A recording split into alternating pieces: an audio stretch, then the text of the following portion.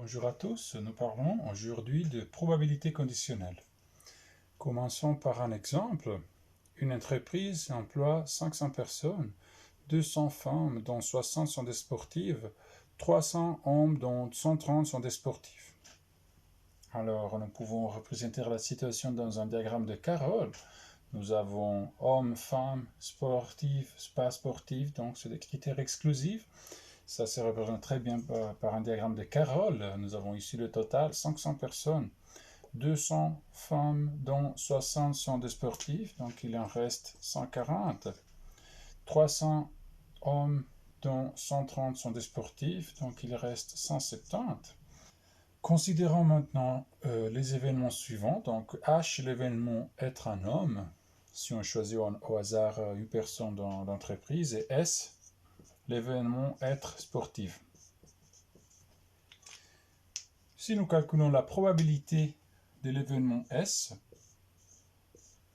dans l'entreprise, en choisissant au hasard, nous avons 190 possibilités sur 500 de trouver un sportif.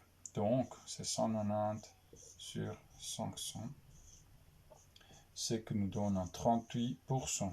Imaginons maintenant que nous allons choisir une personne au hasard parmi les hommes.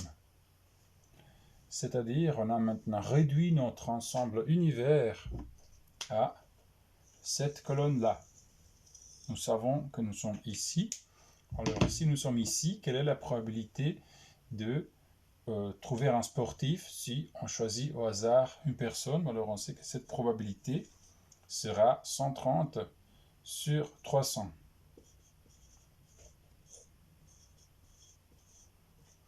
Ce qui nous donne 43,3%. Comment dénoter cet événement, c'est-à-dire être sportif, sachant qu'il s'agit d'un homme? Alors, nous allons l'écrire comme ça. Probabilité de l'événement S, sachant que l'événement H est réalisé. Donc, nous voyons ici que la probabilité de trouver un sportif en choisissant au hasard une personne, ce n'est pas la même si on considère uniquement les hommes ici par rapport au choix dans l'entreprise. Alors, cela, c'est un exemple d'événements qui ne sont pas indépendants. Nous voyons bien l'essence de ce mot indépendant parce que être indépendant signifierait que la probabilité de l'événement S ne change pas selon si nous savons que l'événement H est réalisé ou pas. Par contre, si la probabilité de l'événement S change si nous savons que H est réalisé, alors les deux événements ne sont pas indépendants. Cette probabilité s'appelle probabilité conditionnelle. Alors, comment effectuer en général ce type de calcul de probabilité conditionnelle? Si nous regardons ce que nous avons fait ici, pour calculer la probabilité de l'événement S être sportif, sachant que l'événement H est réalisé, c'est-à-dire sachant qu'il s'agit d'un homme, nous sommes partis de cas où il s'agit d'un homme qui fait du sport, c'est-à-dire où les deux événements sont réalisés, autrement dit, S intersection H. Et nous avons divisé cette quantité par le nombre d'éléments de l'ensemble être homme, c'est-à-dire les cas possibles de cette nouvelle situation où nous savons qu'il s'agit d'un homme. En termes d'ensemble, notation ensembliste, nous pouvons dire que nous avons pris le nombre d'éléments de cet ensemble et nous l'avons divisé par le nombre d'éléments de cet autre ensemble-là. Et cela nous a donné la probabilité de S, sachant que H est réalisé. Or, nous savons que si nous prenons le nombre d'éléments de n'importe quel ensemble et nous divisons cela par le nombre d'éléments de l'ensemble univers, c'est-à-dire par tous les cas possibles, ce que nous obtenons, c'est la probabilité de l'événement S intersection H divisé par la probabilité de l'événement H. Cela consisterait, dans ce cas-là, à dire que plutôt que 130 divisé par 300, nous avons fait 130 divisé par 500 divisé par 300 divisé par 500.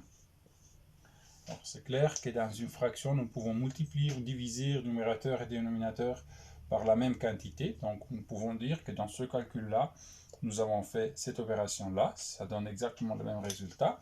Sauf que si on l'écrit comme ça, on peut dire qu'en effet, ici, c'était la probabilité de l'événement S intersection H, c'est-à-dire S et H réalisés en même temps, divisé par la probabilité de l'événement H. Alors, cette formule que nous venons de trouver est exactement la formule de la probabilité conditionnelle. Alors, maintenant, comment donner une définition de événement indépendant? Alors, tout à l'heure, nous avons dit que si la probabilité de l'événement S, sachant que l'événement H est réalisé, est égale à la probabilité de l'événement S, sans rien savoir, alors les événements H et S sont indépendants.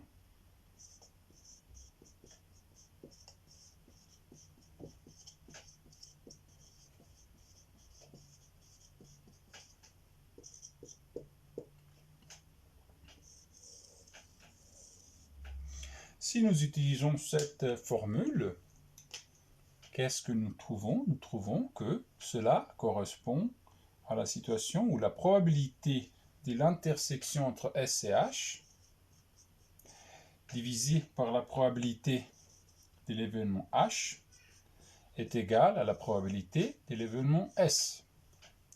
Mais s'agissant d'une équation, nous pouvons tout multiplier par la probabilité de l'événement H et nous trouvons finalement que la probabilité de S intersection H est égale à la probabilité de l'événement S fois la probabilité de l'événement H. Et voilà une autre définition très utile d'événements indépendants.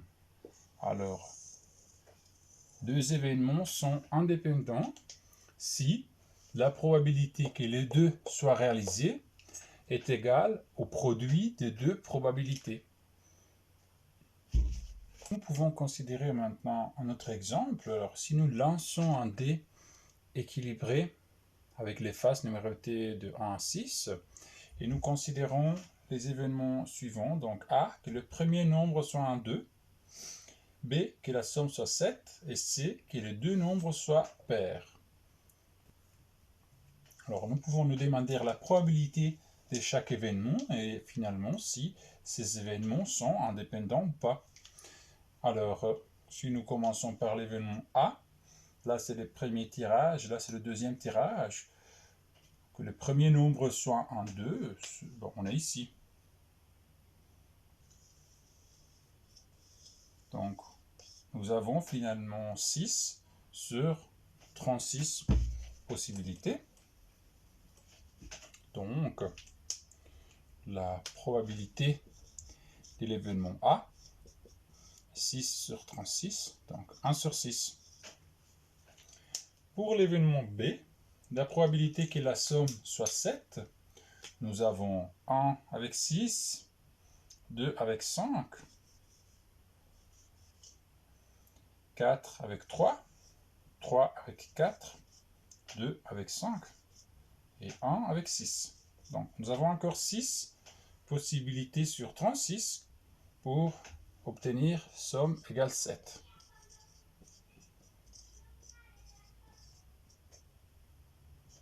Donc la probabilité que l'événement B soit réalisé est un cœur égal à 1 sur 6, finalement, la probabilité que les deux nombres soient pairs, alors nous avons 2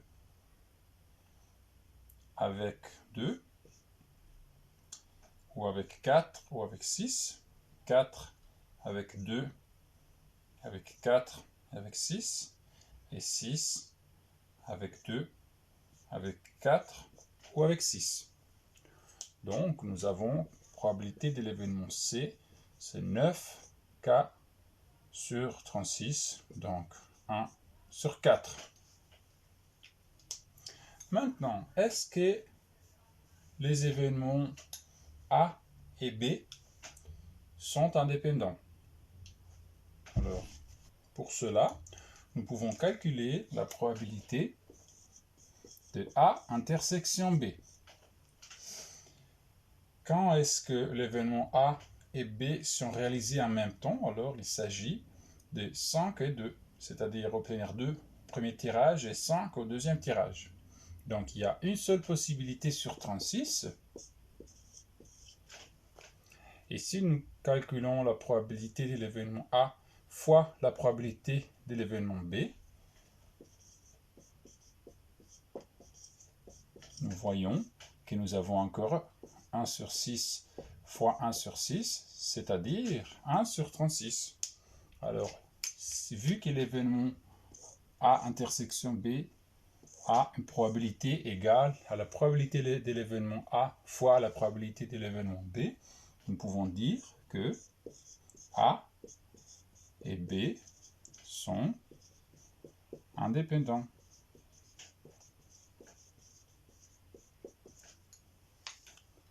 Autrement dit, la probabilité de l'événement A reste égale à 1 sur 6, indépendamment du fait que l'événement B soit réalisé ou pas. Et la même chose pour l'événement B. Vous pouvez réfléchir sur les formules que nous venons de donner pour vous convaincre que c'est le cas. Si nous considérons maintenant, par exemple, l'événement A avec l'événement C, c'est-à-dire, est-ce que le fait d'avoir obtenu 2 pour la première fois est ou pas indépendant du fait que les deux nombres soient pairs? Alors, nous voyons que la probabilité de A intersection C est égale à 1, 2, 3 sur 36, c'est-à-dire 1 sur 12. Mais si nous prenons la probabilité de A et nous faisons fois la probabilité de C, nous trouvons 1 sur 24. Et donc, les événements ne sont pas indépendants.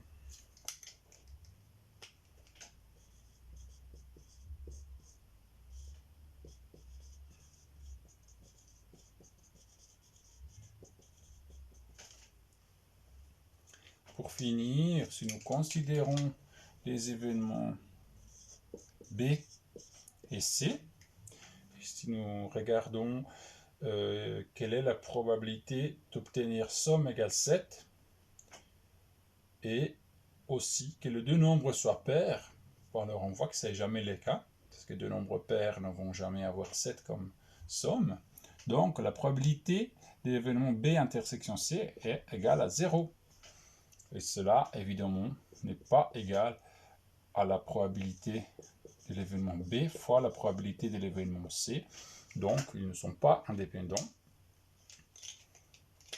Par contre, nous pouvons dire qu'ils sont incompatibles.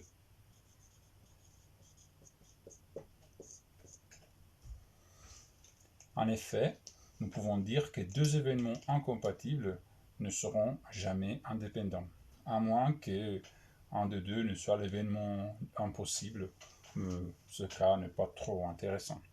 Donc, comme d'habitude, vous êtes invité à essayer de faire quelques exercices. Ici, vous en avez 3, qui commencent à être des exercices un peu plus longs, du style des exercices d'examen. Donc, voilà, essayez, on en reparlera. Et pour l'instant, au revoir et à bientôt.